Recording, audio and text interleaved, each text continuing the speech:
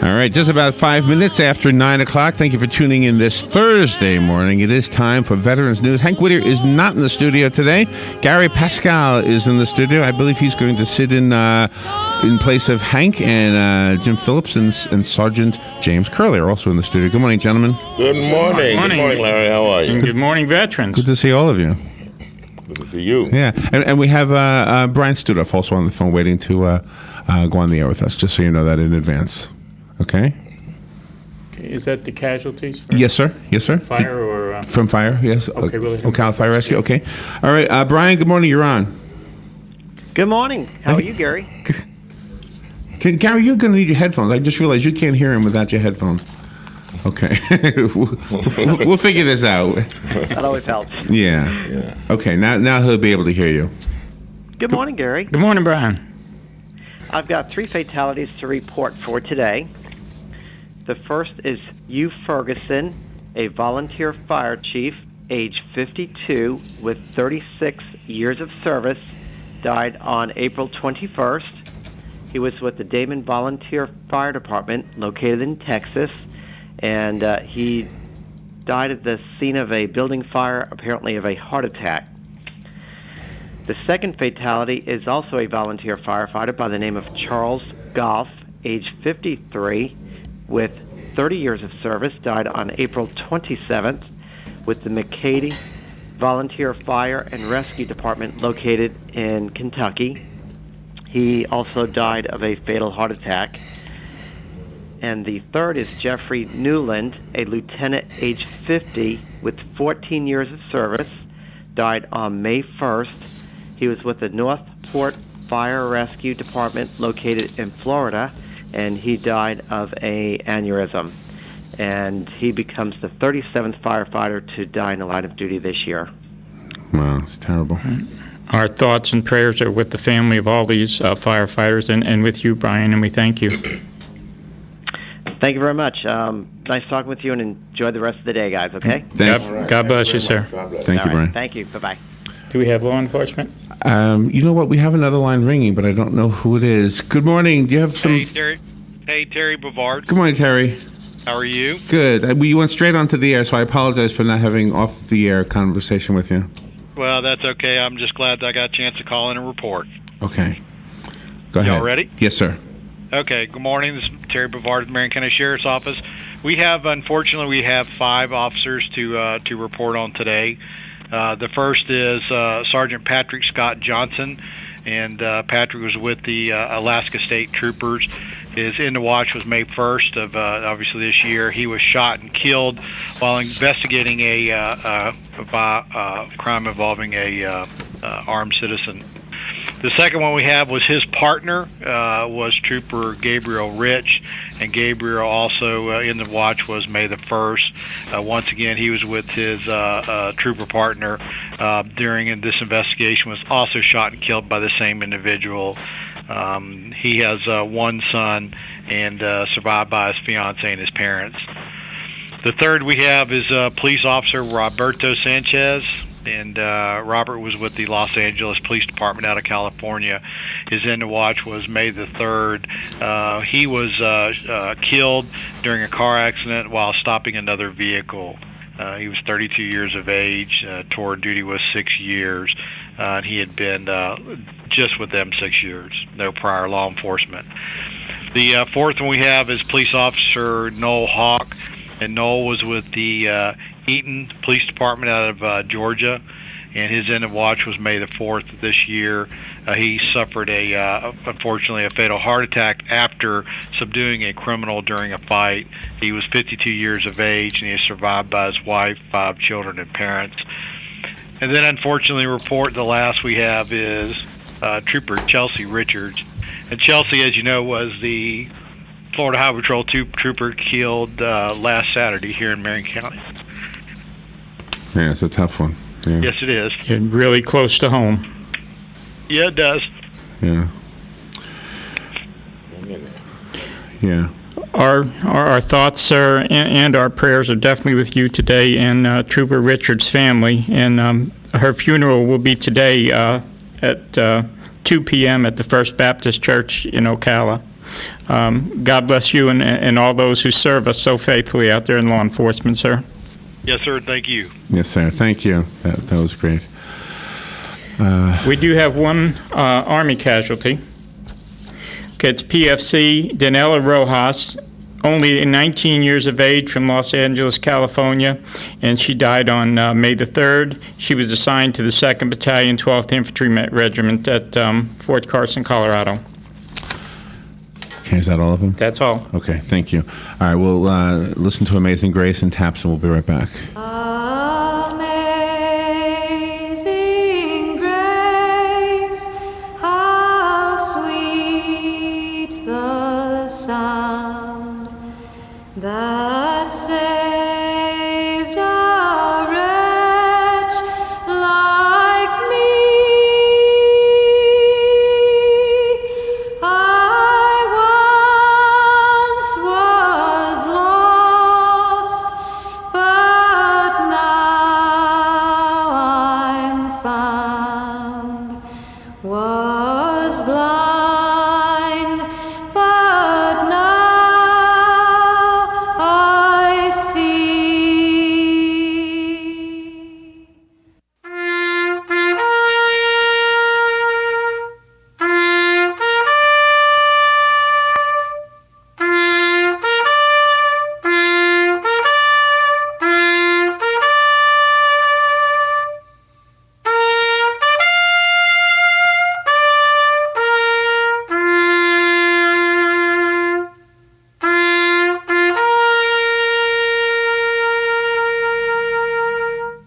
Okay, Gary. Amen. We want to just take a few minutes to thank our wonderful sponsors and, of course, WOC Radio here today. Palm Chevrolet is always good to us, and they bring you veterans news. You can go down there right on State Road 200 and get you a beautiful new Chevrolet car or a Chevrolet truck. You're going to pay less there than anywhere else. They have a very friendly sales staff, and when you do go there to buy a car or a truck, make sure you tell them you heard it here on WOCA and you heard it during the Veterans News Hour. They're located at 2300 Southwest College Road in beautiful Ocala. And we also want to give special thanks to Bob Wines, Camellia Gardens and Nurseries. They can meet all your landscaping needs. Bob Wines has everything from small plants to large trees. They even guarantee the trees. They'll deliver if you can't pick it up in your new Chevrolet. And they are located at 2610 Southeast 38th Street in beautiful Ocala. Now, we do have some military news here for you this morning, some big news. The 351st Military Police Company Combat Support Deployment Ceremony is going to be held this Saturday, May 10th, at the Veterans Memorial Park at 10 a.m. So if you could be there to give these guys a good send-off, we would appreciate it, and we wish God's blessing on each and every one of them, and we wish already they haven't even left yet, but we pray for a safe return for all of them. Yeah. Sergeant Curley, you got any announcements? Oh, yes. The 5th Annual VFW Golf Tournament at the Pine Oaks Golf Course in Ocala is registration is 8 a.m. to 8:30, and at 8:30 will be a shotgun start. Try to make it a format of a 4-player scramble. The entry fee is $60 per player, which includes your lunch, your free-range balls, and, of course, your golf cart. They have a contest for the longest drive for men and the longest drive for women, prizes for the first, second, and third place teams, and a longest drive contest for the men and the women and closest to the pin. For more information, contact Dennis King at 347-961-6698, or contact Mrs. Lizzie Lennon at 352-351-3599. We ask that you come on out and enjoy the day. It's the day before Mother's Day, of course, but we ask that you come on out and enjoy the festivities and enjoy the golf game, and if not, just be a spectator. So we this all the money and all the proceeds go to the Veterans Project of building a community center at 3041 Northwest Gainesville Road. So come on out and help us out and get this community center up and running. Thank you very much. Yeah, and veterans, don't forget Sunday is Mother's Day, and thank you for that reminder, Sergeant Crowley. Don't forget your wife, and and don't forget your wonderful mother. Oh, no. Okay, today's show is going to be a little different. We got a special guest for you that I'm going to introduce here in just a couple of minutes. But Hank and I were talking yesterday, and last week he had wanted to mention on the show, but we ran out of time, the Battle of Okinawa. The battle started in April 1st of 1945. Very close to the end of the war, and it went all the way through to June of 1945. It lasted 82 days. It was one of the bloodiest battles of World War II, and the use of kamikaze tactics by the Japanese were just ravenous during this period. The difference about this battle, it took place in an environment that was heavily populated in the civilian island, and there was 100,000 civilian casualties. Losses to us now in combat troops, which were Army and Marines, we lost 7,374, and that's killed, okay? 31,807 wounded, and 239 missing. Now, the Navy, they suffered 4,907 sailors killed or missing on 34 ships were sunk, 368 were damaged, and we lost 763 aircraft. Now, the gentlemen in this battle were from the greatest generation, and I was born in 1951. As growing up, these people were my heroes, and they still are. And we have one with us here today, Navy Chief Phillips, and he was there on that day. He was there for that battle, and he's going to share with you his personal testimony. I can give you facts and figures, but the Chief can give you some first-hand knowledge of this. Chief, can you introduce yourself, sir? James C. Phillips. I served on, all my combat duty was on destroyers. I served on 3 different destroyers, the Luce, the Laffey, and the Turner. And we got to Okinawa 2 days before April the 1st. We was escorting the LSTs that carried the Army's artillery people and their Rangers, some of the Rangers. The Rangers took islands offshore, and they set up those artillery pieces on the islands to support the landing coming in the next few days.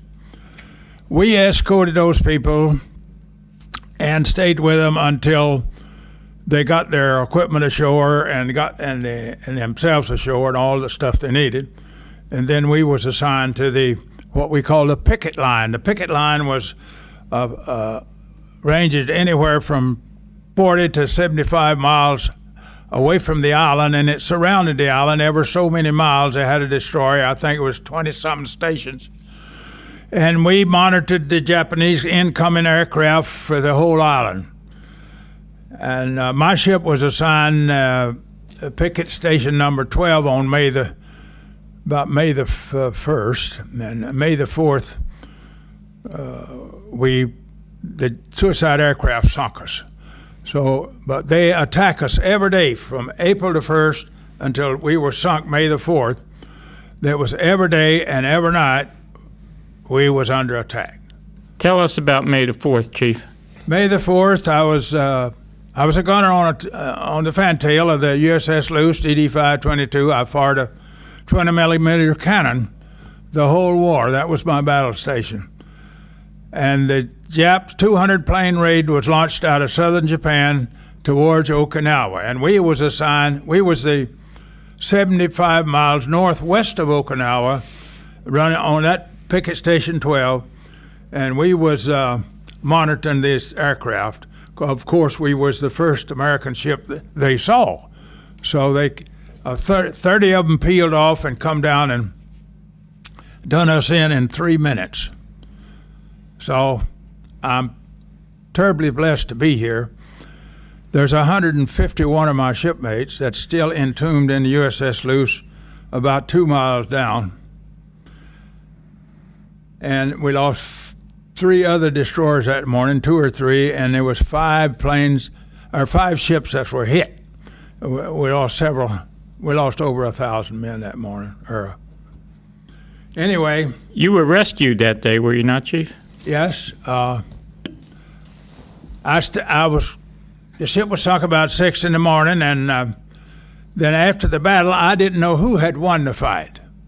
I was just swimming out there with the sharks. The concussion from the bombs that they were carrying reduced me to my birthday suit. I didn't even have any shoes. And I had, supporting me in the water, I found 2 empty 5-inch 38 shell casings and put one under each arm. And that was my support. My life preserver was blown away. And I watched the sharks take several of my friends. Finally, the search began, and a plane come by, and I waved at him, and he promptly turned around and strafed me. So I figured it was certainly not safe to wave at any aircraft, so I didn't wave it anymore till later in the day. And there was many aircraft in the area looking for survivors, and I was reported as ship's debris all day by the searching aircraft. Wow. When they reported to the rescue ship, they reported no live personnel in that area. Did you expect to get picked up? What were you thinking? Well, I didn't know because I didn't know who won the fight. But I felt like that there was some American going to come looking for me somewhere. We never give up on our combat brother. So no man left behind isn't a new concept. No, we didn't do that then. We didn't leave them behind. They come in, and finally, a Marine aircraft, the Corsair aircraft, that the Marines flew had a whistling sound, and one dropped down to about 100 feet and come by me, and I waved at him, and he promptly turned around and come back and rolled his wings slightly, and enough to let me know that, hey, I know you're not ship's debris. We're going to get you some help. Thank God for the Marines. And it was Lieutenant Muse from Boston, and I found out later. So you said you had a eulogy due to your shipmates? Yeah, I have a tribute I'd like to read for my shipmates. I think about them every day, and it goes like this. We thought about you with love today, but that is nothing new. We thought about you yesterday and the day before that too. We think of you in silence and often speak your name. Now all we have are memories and your picture in a frame. Your memories is our keepsake with which we will never part. God has you in his keeping. We have you in our hearts. And my eulogy is, we're here to honor these men of my generation. They put their life on hold, their education, their love life, their family life, and all other things that make life and freedom as we know it.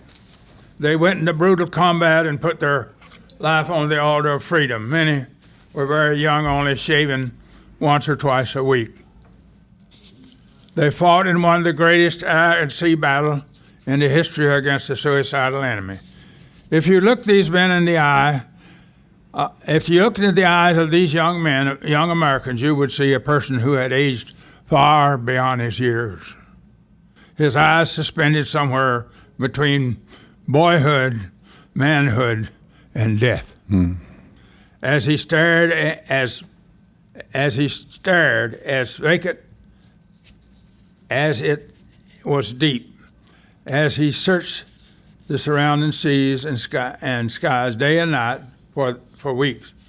And when the enemy arrived to die, this young American looked them in the eye and stood fast, knowing death would come at any minute. Blood and gasoline mixed freely on the decks of our ships, and death was ever so present. The smell of burning flesh and gunpowder filled the air. The cries of the wounded could be heard between salvos and explosions. When the fight ended, there were no enemy at hand, and your ship had survived. Your duty was to prepare for the next fight because you know it was just over the horizon. extinguish the fires, repair the damage, treat the wounded, and bury the dead.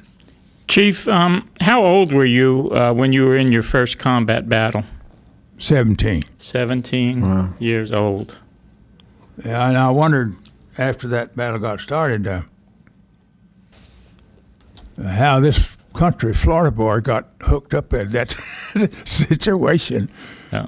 Because I thank God. You know, I love you, Chief, and I thank God that they fished you out of the water. That's why I say, you know, I'm an Army guy and a Navy guy, but I thank God for the Marines when you say that the Marine pilot fished you out. Do you have any shipmates here in Florida that are still with us, or no? no, it's only 3 shipmates that's vertical from that ship out of the 350 that was aboard. Well, we got 1 in Iowa, 1 in Louisiana, and 1 in New Jersey, and me. Now, that was a USS Luce, Yeah, Luce, L-U-C-E. L-U-C-E, hull number 522. 522. Yeah. USS Luce. Gary and Jim, the phone has rung. Do you want to go to a caller? Sure. Okay. Good morning. Thank you for calling. You're on the air. Yeah, hi, this is Dennis. I'm in the minority. I'm an Army guy. But anyway, I just want to remind everybody that today is Fly Your Flag. I just put mine up. This is Victory in Europe Day, VE Day. But thank you, Dennis. And, you know, we would encourage veterans to fly their flag every day. I know it. I do. I know it. Every day. I never comes down. God bless you, and I'm an Army man, too. God bless the Army. You know, they they took a lot of losses at Okinawa, Europe too. was, And Europe was Army, and the Pacific Battle was Navy and Marines. Everybody had a bad job to do, and the man who was on the air, man, I really enjoyed listening to that man's story. Well, I appreciate it. And I thank him for his service. I appreciate that, and I appreciate him, too. The Army commander, there actually was a lieutenant general was in command of the troops there from the Army, and he was actually killed by an artillery shell in the Battle of Okinawa. So the Army and the Marines kind of worked together on that operation, and like I said, almost 8,000 ground troops were lost. But I'll get off the air. I enjoy your program. Thank you. Well, God bless you, and thank you for listening to us. Thank you. Well, I guess, you know, we're going to get close to wrapping up here. We want to thank you, Chief, and, you know, our love and prayers are with you, and maybe we can have you on the program again, and we thank you for coming. And we do want to thank our sponsors again, WOC Radio. We couldn't do this Veterans News without WOC Radio, so we want to thank them a lot. And the folks at Bob Wine's Camellia Gardens and Nursery, and also the folks at Palm Chevrolet who make this stuff possible.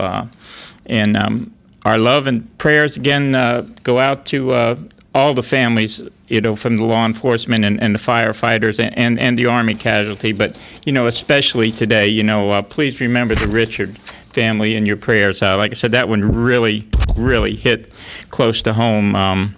You know, you could hear the voice, the tears in the voice of the sheriff, you know, when he said that, you know, and the funeral is today. So definitely be in prayer for that family. She left behind a 4-year-old daughter, you know, so please remember that family in your prayers. Absolutely, yeah. If I could just mention, there's a movement in the community to stand along the procession route and salute as the hearse goes by, and or bow your head, whichever you prefer. So. Okay, do we have the route, Larry? Yes, sir. If you give me a chance, I do have it. Let me tell you what it is. Here it is, right here. Let's see. The traffic around First Baptist Church on Americamp Road will be blocked. The public is being asked to honor the planned closures. An escort for the Richards family is scheduled to begin at 1 p.m. today in the 4900 block of State Road 40, heading west to Southeast 25th Avenue, and then on to Americamp Road, and then north on Southeast 30th Avenue, and then to the entrance of the church. All of the side roads will be blocked during the procession. The escort for Richards' body will depart from Hyers-Baxley Funeral Home about 1:15, heading east on the boulevard to Southeast 25th Avenue, then Americamp, and then Southeast 30th before the church. And at the end of the service, the escort is expected to return, it was planned, I should say, to return to Hyers-Baxley Funeral Home. And again, those roads will be blocked. And those who want to honor by standing on the side of the road are encouraged to not have their cars on those roads. So just so you know that. And listeners, especially our veteran listeners, let's support this trooper and her family, and get out there and do a little bit of a salute. Again, it's close to home. Yes, sir. Thank you, gentlemen. Jim, it was good to see you again. Good to see you. Thank you. Thank you, Larry. Thank you. Good day. Thank you Have all a of good you. weekend. Yes, sir. God bless. Yes, sir. We will move forward. We'll take a little break and be right back. And guide her through the night with a light from above. Broadcasting from the Paddock Mall Studios, this is WOCA, Ocala, Gainesville, The Villages, 1370 AM, 96.3 FM, The Source. Fox News Radio, I'm Lillian Wu. The president of Nigeria vowing to find more than 200 abducted schoolgirls taken by an Islamist I group. believe that the kidnap of these girls will be the beginning of end of terror in Nigeria. Nigerian President Goodluck Jonathan speaking at the World Economic Forum in his country. The U.S. is sending help. The FBI stands ready to send additional personnel to provide technical and investigatory assistance, including expertise on hostage negotiations. And USAID is working with partners on what we can do to be ready to provide victims assistance. State Department spokesperson Jen Psaki. First-time jobless claims last week falling to 319,000, lower than expected. And actor Bruce Willis now has 5 daughters. Evelyn Penn Willis, the second child with his wife. He and ex Demi Moore have 3 daughters. Fox News, we report, you decide. Get more control over your small business with ADT Security Services. Through June 1st, get $250 instant savings on select ADT business packages. Get 24/7 burglary monitoring, a motion detector, 2 wireless cameras, and a lot less worries about your business. Call Star ADT from your cell phone. That's Star 238. It's savings made simple. ADT, our business is helping your business. 36-month monitoring contract required. For applicable terms and conditions, visit ADT.com. Florida EF 0001121. You put up with enough squealers. That annoying coworker? Squealer. Your kids fighting? Squealers. And that rat, Billy Parker, in the 5th grade. Big time squealer. So don't take squealing from your brakes. Get up to a $50 rebate Visa card on qualifying brake purchases. $50. Conquer the job with Napa Know-How. And participating Napa Auto Parts stores. Some people say roses, but only Bob Wine's Camellia Gardens has those famous sweet-smelling, fast-growing David Austin roses at a special price this week, just $24.99. Now, they're regularly over $30. They're just $24.99 for these fabulous beauties. If you like knockouts, they're still available, just $10 each. Bob also has Parsoni Juniper, just $2.95. And those giant 4-packs of veggies, just 99 cents each. Fresh sod arrives each weekend, and it's only $1.50. And of course, Bob Wine's now famous no-float pine straw, just $4.99 a bale. And if you buy 10, it's $4.49 a bale. The tree sale's still going on, so don't miss that. Check this week's ad. Bob Wine's Camellia Gardens, Southeast 38th Street, Ocala, Monday through Saturday, 9 to 5. Growing greener with Ocala since 1952. Attention Ocala and surrounding areas. If you want out of your old car and into a new one for less, turn up your radio now. Palm Chevrolet of Ocala will spring you out of your old